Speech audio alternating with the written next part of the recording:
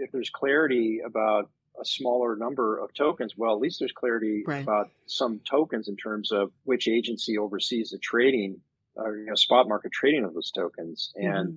I think it's better for the public and better for investors and frankly better for exchanges like FTX from a commercial perspective Hmm. if you can get at least some clarity over some things or about some things sooner, Right. recognizing that, again, there's still going to be some areas of grayness and murkiness in the industry that you just have to continue trying to ultimately clarify, but just in the meanwhile, work through.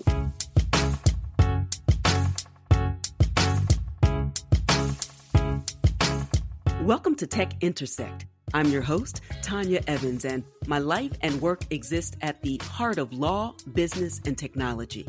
Yeah, I've earned a few fancy titles and degrees over the years, but the bottom line is I'm a writer, speaker, teacher, and lifelong learner. And I'm really excited that you've joined me on this journey. So what is Tech Intersect? Well, it's authentic, empowering conversations with really interesting guests who demystify complex topics to prepare you for the future. Because your future is now. And it exists where law, business, and tech intersect. Get ready to listen, learn, and leverage. Let's get started. In this episode of Tech Intersect, I am so very excited to welcome Mark Wetjen to the show. He is head of policy and regulatory strategy at FTX, a cryptocurrency exchange.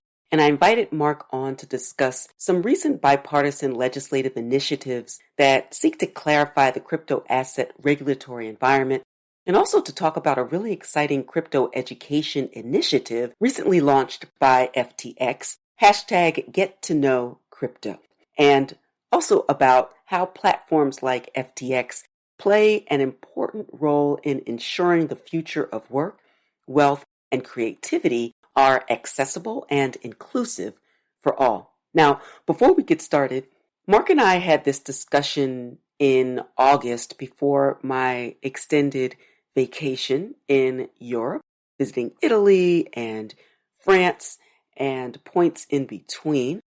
So some of our conversation speaks to recent legislative initiatives that actually happened earlier this year of 2022. So just to give you a bit of time context. Now, before we get started, a quick reminder on digital safety. There are a lot of scammers out there on social media impersonating me and other crypto educators and trailblazers and folks in the space.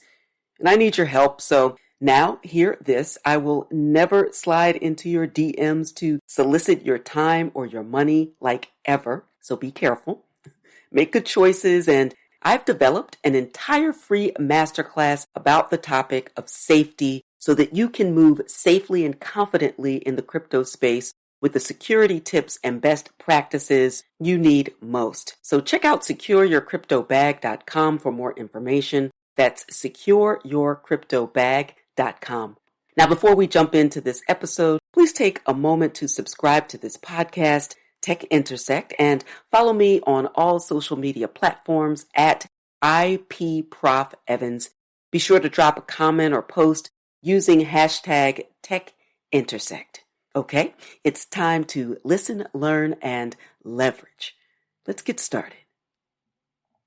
In this episode of Tech Intersect, I am so very excited to welcome Mark Wetjen to the show. He is the head of policy and regulatory strategy at FTX, which is a crypto exchange that averages 10 billion with a B of daily trading volume and has over 1 million users since November 2021. Mark brings with him extensive experience in the practice of law, policy making, regulatory strategy, and exchange operations. And prior to joining FTX, Mark held the position of CEO at MyX Futures, where he focused on crypto derivative products and strategic initiatives. He was also nominated by President Barack Obama to serve a 5-year term as CFTC commissioner and served as the CFTC's acting chairman upon the departure of the previous chairman in late 2013, Gary Gensler, who is now the chair of the SEC. So I invited Mark on to discuss the recent bipartisan legislative initiatives that really seek to clarify the crypto asset regulatory environment, and also about a really exciting crypto education initiative being launched by FTX, hashtag Get to Know Crypto. As a professor, you all know I love education very much. And I also want to talk about how platforms like FTX can play and do play a really important role in ensuring the future of work and wealth and creativity, and to make sure they're accessible and inclusive for all. We'll talk about all of that. It's a lot. We'll talk about all of that and more in a moment. But first, Mark, welcome. Well, thanks very much. Really excited to be here and have this conversation with you today.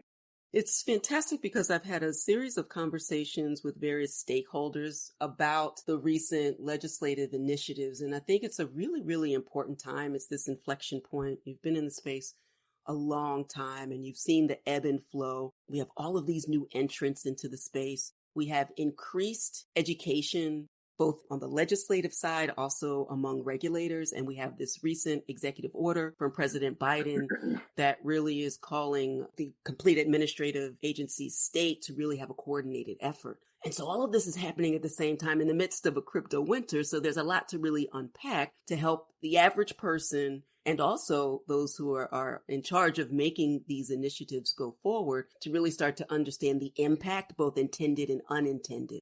So if we could start at a high level, just your thoughts about, and maybe kind of a brief explanation about the recent legislation, specifically on the Senate side. I know Stabenow and Boozman working with Senators Booker and Thune, if I'm not mistaken. And then we have the Lummis-Gillibrand piece. Just kind of unpack what's going on with those two bills. Yeah, thanks for the question. So here's what I would say first in response. So you mentioned, Professor, the most recent bill introduced, the Stabenow-Boozman effort, but I want to just make one more general comment about all of the legislative efforts that we've seen, both in the House and in the Senate. And look, my posture at this point still is that anytime we have a well-meaning, constructive legislative initiative coming out of the United States Congress, I get really enthusiastic about that. And because it's obviously an indicator of someone who's representing the people of this country, who has taken an interest in the industry and is trying to solve some kind of a problem. And so I say the more the merrier, especially at this stage, because we're still relatively early on in terms of the journey that all of us are on as we try to see the industry grow and mature and so on. So there have been a number of different bills that have been introduced as Congress. We're not too far away from the end of this Congress. But we've seen efforts from Congressman McHenry. We've seen efforts from Congressman G.T. Thompson and Ro Khanna. You mentioned Senators Lummis and Gillibrand. And there's legislation that's being considered or has been introduced by Senators Toomey and Haggerty on the Senate side. So there's actually a good amount of activity that we've seen, at least by way of introducing bills. The harder part, of course, is how do you advance something after it is introduced? And there are a lot of different factors at play there that determine what happens next after a bill is introduced. And so with all of that said, I'll go back to your original question you had asked about specifically this most recent bill introduced by Senators Stabenow and Boozman. And we are really excited about that. It's quite similar to the legislation I referred to earlier, introduced by G.T. Thompson and Ro Khanna in the House. It gives authority over spot trading of digital commodities to the CFTC, which already has jurisdiction over derivatives on commodities, including some digital commodities. So there are similarities to what's already been done on the House side. It's also there are some similarities as well, I should say, with the Lummis-Gillibrand effort. Introduced in the Senate just a little bit ago. But what's exciting in particular for me about the Senate bill, the Stabenow, Boozman, and you also mentioned some of the other co-sponsors, Senators Booker and Thune, and then more recently we've heard that Senator Ernst from Iowa is also going to be a co-sponsor. And I would expect that more members might continue to co-sponsor. What's exciting here is that you have the leaders of this committee on both sides, the chairperson, Stabenow, the ranking member, Senator Boozman, who are both behind this effort. And so that is a very, very telling sign. And you'd mentioned some of my background. I worked in the Senate for about 7 years in the leader's office. And so when you see something like that, an effort that has both the chairman and the ranking member behind it, you really have to pay attention because it becomes an indicator of the likelihood of success, or at least the likelihood of a forward movement of that particular effort. Right. So, and then you add to that the other two co-sponsors, Senator Thune and Senator Booker, and you start to see a wide spectrum of ideologies, let's say political ideologies, that are represented on this very same bill. And then you add to that, again, I mentioned the House bill, G.T. Thompson, Ro Khanna co-sponsored that in the House, very, very similar bill, gives the CFTC very similar authority. G.T. Thompson, Republican ranking member of the House Ag Committee, very senior. Ro Khanna, very progressive member of the House from the Democratic side. So you piece those two together in particular, and you add Lummis and Gillibrand, you start to see there's a lot of different political philosophies that are represented by the people that are behind these efforts. So I'm really excited about that. That is a really important point, and I don't want to, or we can't overstate the importance of where we've been over these past few years, where there have been other attempts at legislative initiatives, immediately comes to mind like the Token Taxonomy Act or things like that, to bring some clarity even just to the language, let alone to the appropriate or primary, should I say, the primary regulatory body that would at least take the lead. To have the positioning, as you've said, at this point in time for the leaders of the Senate's Ag Committee to really come together on this, it means that we are at a really important point. And even the fact of this particular stance means that there's been some progress, not without difficulty, to be sure. And I think it has a lot to do with the alphabet soup and the intricacies and the nuance of the way that agencies are aligned or misaligned, my word, not yours, and let's talk through it, about the appropriate role and maybe the dividing line, greater clarity between securities versus commodities as well. So your thoughts about how this latest legislation will help advance and clarify what I think, and I'm not putting words in your mouth again, but from my point of view, to see the CFTC as the primary regulator that would focus on empowering the CFTC to regulate primarily. So your thoughts on that? You love listening to podcasts, but have you ever thought about starting your own podcast? Maybe you want to build a brand, grow your business, or are looking for an excuse to talk about your favorite hobby. Whatever your reason for making a podcast, Buzzsprout is the place to start. Since 2009, Buzzsprout has helped over 300,000 people launch their own podcasts. Buzzsprout walks you step by step through the whole process and will give you powerful tools to start, grow, and monetize your podcast. Ready to get started? Click the link in the show notes to get our free step-by-step guide to starting your podcast today. Yeah, no, it's a really interesting question. And I have to say, Professor, I don't necessarily see this Senate bill we've been discussing here from Stabenow Boozman. I don't necessarily see it as, or assume that it would render or will render, if it becomes law, the CFTC as the primary regulator of digital assets. One of the things that we have talked about internally, and we've shared these thoughts with the Congress over these last number of months now, is that Congress typically solves things in a piecemeal fashion or incrementally. And what we've tried to do is identify very particular and almost narrow issues or problems that Congress could solve. Mm-hmm. And we've tried to be really laser focused on a small number of them. And when you think about digital assets, it touches on so many different spheres of the economy. And therefore, there's all sorts of committees of jurisdiction that over time will have some role to play in all this. And if you look at the you look at the Lummis-Gillibrand bill, there's potentially 15 to 16 agencies that can be implicated by that legislation. Right. So that's very broad. That's a lot of agencies involved. That's a lot of committees of jurisdiction involved as a consequence. What we've tried to do, though, is be very laser focused on very specific challenges or issues or pain points. And we try to identify those to the Congress. And we've recommended that you sort of solve one problem at a time. This bill doesn't solve the question of whether some of these digital tokens that have been listed for trading on, even on U.S. platforms, right, doesn't solve or answer the question whether some of them should or should not be securities. What it says, it defers on that on purpose. So, and don't take it from me, take it from the members who introduced the bill and their staff, but right. But it happens to be consistent with some of the thinking that we've had, which is let's defer on thorny questions if we can still solve some more immediate issues in the meanwhile and get some traction on that and then build on that momentum. And so that's Right. really been the strategy that we've recommended. And I think this bill that we're talking about here largely reflects that approach. In fact, I've seen some commentary from law firms that say, well, here are some deficiencies in this bill. It doesn't answer this question of whether Mm, a security should be redefined or whether some of these tokens should be securities, et cetera. Like, yeah, that's intentional. Because if you get into that, you're going to involve another committee and the whole process becomes way, way more complicated.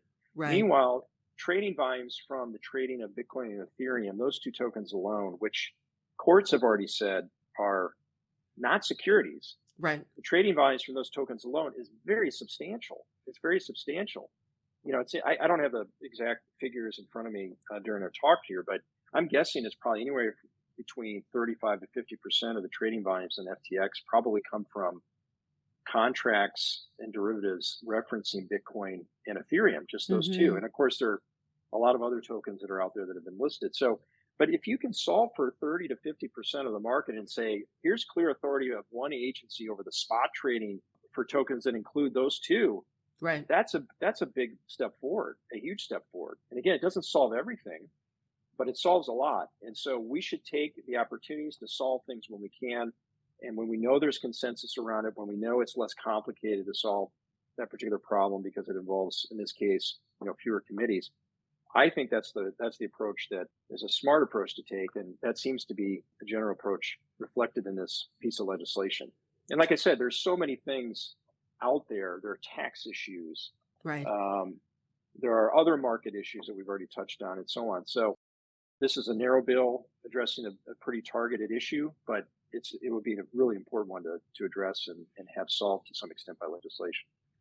It's a really good point to have that laser focus because of the complexity of crypto assets. And I talk more broadly just about crypto assets because sometimes cryptocurrencies can be a bit of a misnomer when there's so many coins and tokens that certainly have attributes of currencies, but have attributes of other things as well. We know there are over 20,000 and counting, depending upon when you're listening to this conversation, coins and tokens that function in different ways. They're on different platforms. And it is just, sometimes I wonder if a complete sui generis approach to something completely different.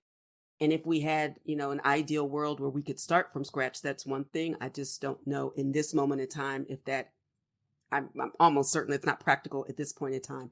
Maybe as the ecosystem continues to grow and we learn more things down the line, that is a story for another day. But to your point, to focus on the areas of consensus and the things that can be done with as few agencies and oversight legislative bodies or committees, I should say, as possible, that can be done right now. And so in this way, I think that we're advancing the football, to be sure. I have seen some of the commentary and criticism, I guess, that the language of the bill that we're referencing still relies on the SEC and I guess ultimately the courts really to create the dividing line. And I think it's an important point that you made. Maybe that is the way that it should be for now, because there are several of the other things that we could be more definitive about and take those things off the table, if I understand what you're saying correctly. You are listening to the Tech Intersect podcast with Professor Tanya M. Evans.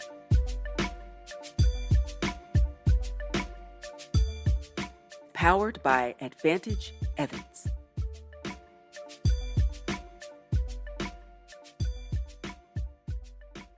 Yeah, that's basically it. And if there's clarity about a smaller number of tokens, well, at least there's clarity Right. about some tokens in terms of which agency oversees the trading or spot market trading of those tokens. And I think it's better for the public and better for investors and frankly better for exchanges like FTX from a commercial perspective if you can get at least some clarity over some things or about some things sooner. Right. Recognizing that, again, there's still going to be some areas of grayness and murkiness in the industry that you just have to continue trying to ultimately clarify, but just in the meanwhile, work through. Right. Before we jump into education, because this is something that has come up, and I've been asked a lot about it when I've been doing press recently about obviously tornado cash. And it brings the more important question about privacy and the role of financial privacy. And I'm just wondering what your take or stance is on the impact of and implications for financial privacy when you have also obviously the very real concerns of particular actors. And I'll be transparent with my own point of view from a First Amendment perspective. And also my background not only is in technology, but intellectual property. And so, I remember from like the late 90s with Napster and Grokster and the like, and we were having these huge concerns from an intellectual property point of view generally, but copyright in particular, about what on earth would we do with this software that allows for both infringing and non-infringing uses. It's kind of the same type of conversation here. I feel like we've already done this with encryption wars, and it's just like encryption wars 2 or 3.0 at this point in time. But I'm always concerned when there is an initiative to focus on technology or software instead of the actor, and the potential implications for that if we have a continued focus on the criminality of software, uses of software, rather than the actors themselves. So that's what I've been kind of processing as I talk about it. I'm wondering your take or your stance on where we are with that as well. Yeah, no, this is a very delicate issue for sure.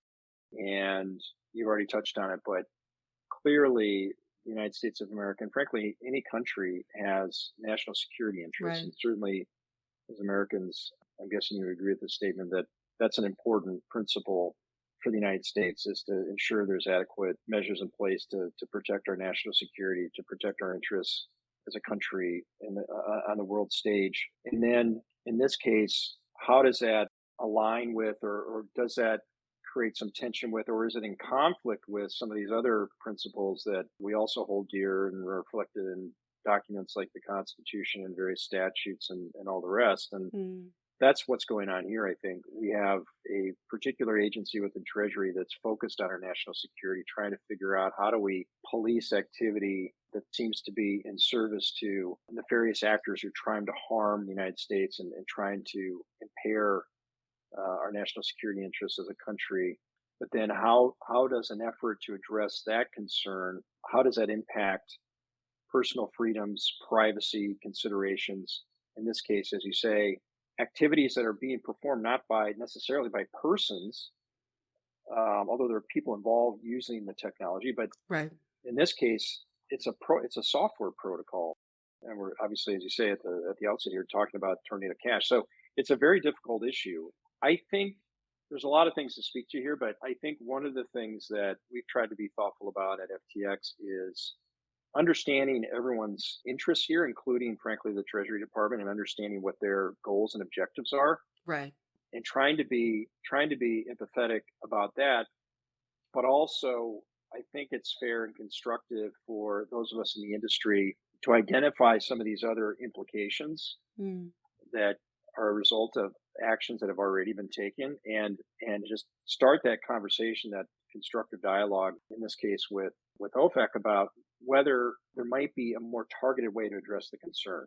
Right. And so we at FTX have been part of, mainly through other organizations and trade associations that we're part of. We've not engaged directly in Treasury about this, but we're part of discussions about, okay, what's the right approach to have this conversation with the Treasury? Do we do it as a group? I think the answer to that question is yes, although some people might go it alone in terms of other companies having direct conversations. But it just making sure that there's the right information that the federal agency involved here needs to have, and maybe suggesting some clarifying statements and guidance that the agency can make to address some of these more broad implications that we're referring to here. Mm-hmm. There are some people that can be victimized and maybe find themselves in a technical infraction of one of the regulations involved here simply by someone sending them through the Tornado Cash mixer an asset that they didn't even ask for. Right. And we So saw that's that just one. happen, right? Yeah, that's just one example, and there are other peculiar circumstances like that I think even with some guidance from Treasury could clarify and give people a little bit more comfort. But look, there are still going to be people out there who are way more focused on the privacy implications and way more focused on the technology implications here. and how those two issues are impacted by the OFAC decision. And that's healthy for a democracy to have people bringing those points of view and to debate about those points of view. Right. But we at FTX are trying to consider some of the other interests at stake here, including the national security interests, as we try to figure out how to provide the best information to the Treasury Department. I think it's a thoughtful approach. It's obviously necessary for a thriving exchange as well.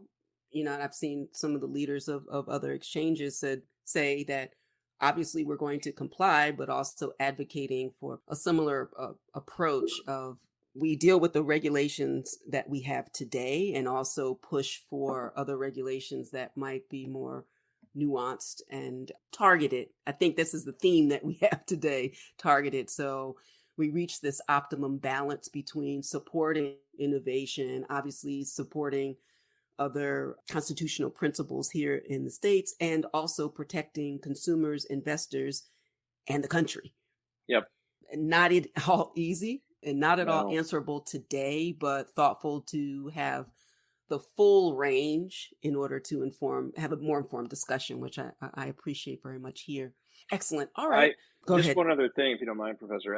There's so many exciting technology developments related to zero knowledge proofs and ways for identity to be confirmed without necessarily giving that identity away to people that don't need to have it. And I think the sooner those sorts of tools come to market and become tested and people gain trust in them, that'll help address some of these pain points that we're seeing now, and as exemplified with this tornado cash incident and the Treasury's response. I am actually really, really excited about so many initiatives. I'm a non-technologist, but I'm an early adopter and a complete and total nerd. So I can, fall down many rabbit holes when I think about, did an interview recently with someone on the pod about self-sovereign identity and other areas that I think are going to be really, really interesting going forward. And it also speaks to the fact that we're still so early. All right. So I'm really excited about this latest educational initiative, and I've spoken to some of the folks there just to get a handle on it. I've spent some time with the video. I've seen some of the tweets since I live in the Twitterverse. Talk to us about this new push on Get to Know Crypto. I think platforms have hopefully, I think, a responsibility, but I also see a lot of platforms taking an appropriate stance on let me educate people, because if they're not educated on the simple stuff, not so simple, I should say, of wallets and the relationship between wallets and exchanges and blockchains, then they're never going to onboard, and we're not going to have the mass adoption that we want that would support a vibrant exchange. So what's going on the Get to Know Crypto front? Yeah, no, so we launched that very recently here, just in the last few weeks, and it really is a campaign that's directed at the people who are really experiencing or having their first impressions of the technology and of the industry. And in Washington, D.C., where I work and live, there are still plenty of people that fall into that category that just have not spent a lot of time thinking about crypto. They might not be users of the technology at all. They might not be customers of FTX, for example, and so are really just starting from ground zero in terms of their educational journeys about the space that you and I are more familiar with. So that's what the campaign is for. That's the purpose of it, is to try to give really basic information about how the technology works, some of the basics around the industry that has formed around the technology, and just a touch of what some of the practical use cases for the technology are. And if you look at the video that we put up so far, and we've sort of spliced it and had snippets of it sent out in various places. But the original 3.5-minute video, or however long it is, it touches on all those different points. And I think people who, like one of the power users of the FTX platform, probably doesn't need to consume this video, probably isn't going to learn much from it. But again, for someone who's not spent any time thinking about this, or doesn't have an FTX account or any of the other accounts or apps that some of our competitors might offer, the idea is that this might be basic information that's useful to them.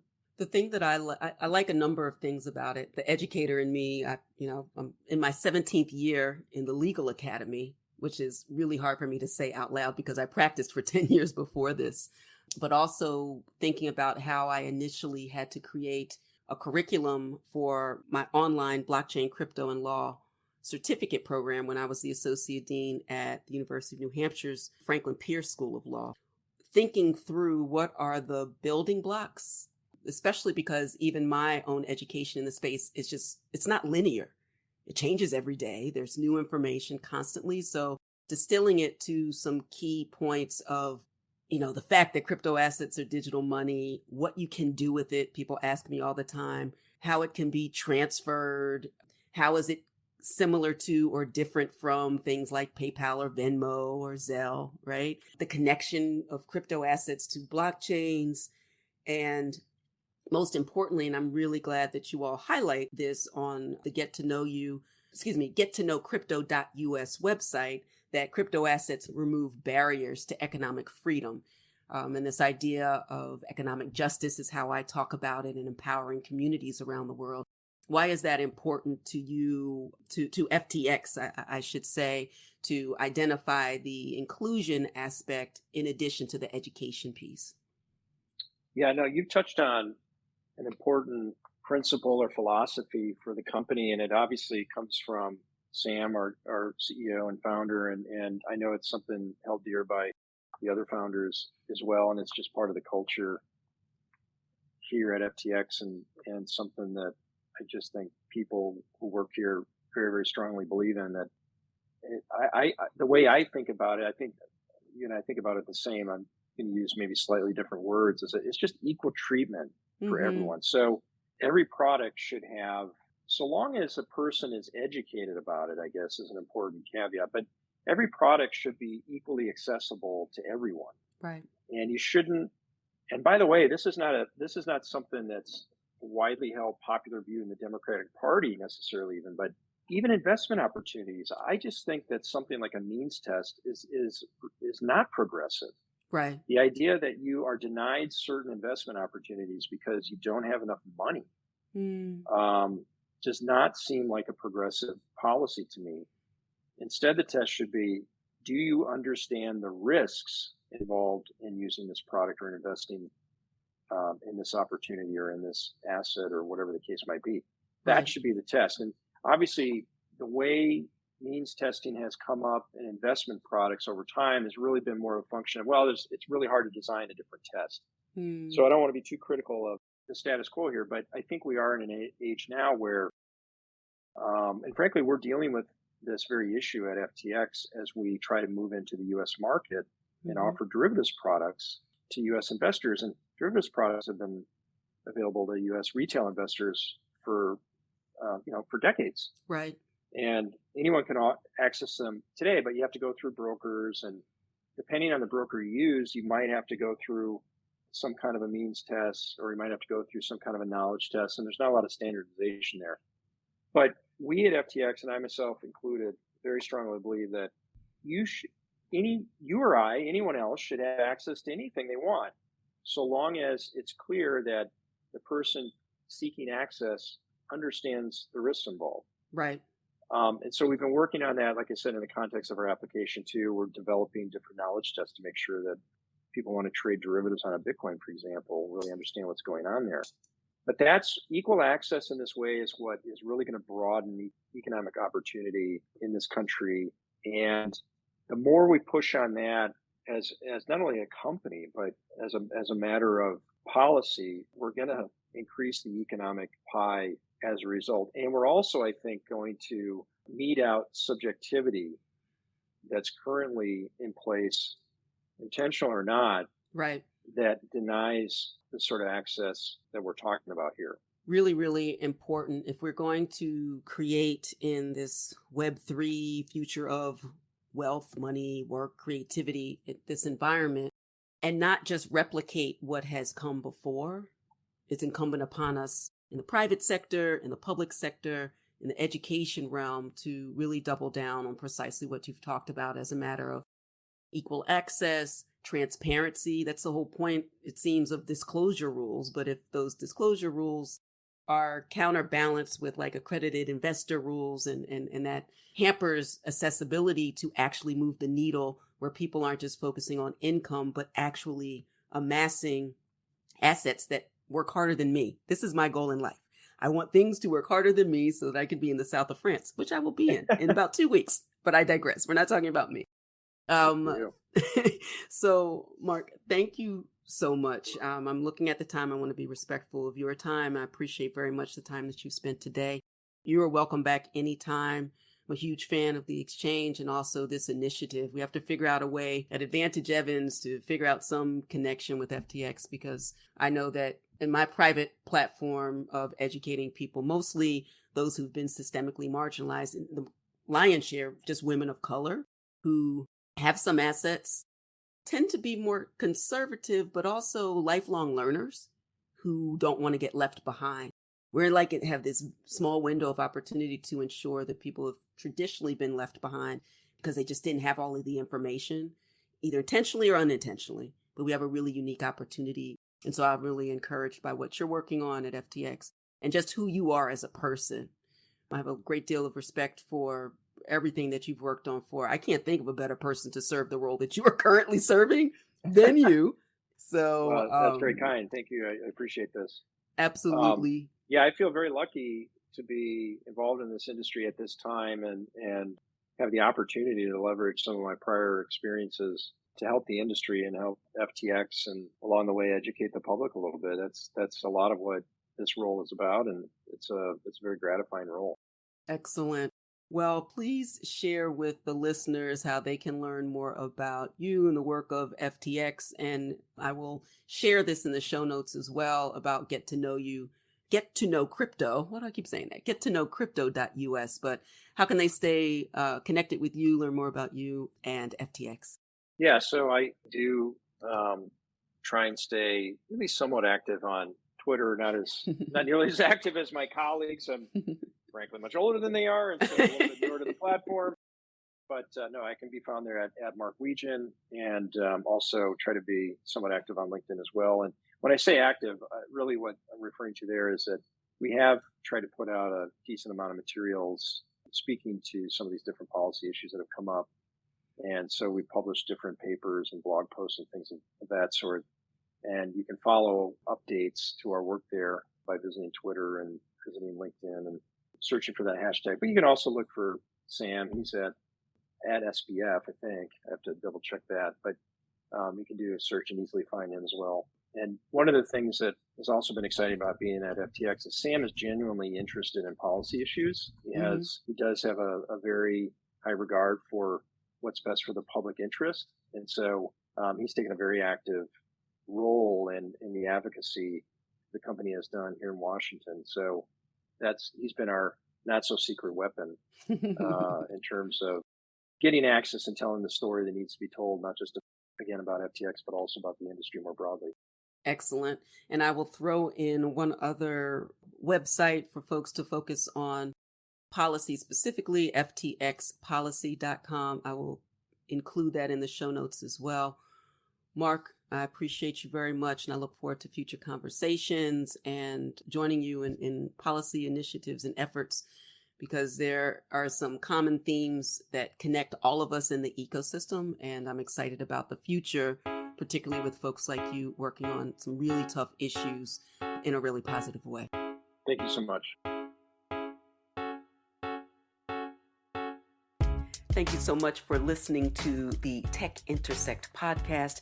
I hope you enjoyed this episode. If you love it, please tell the world.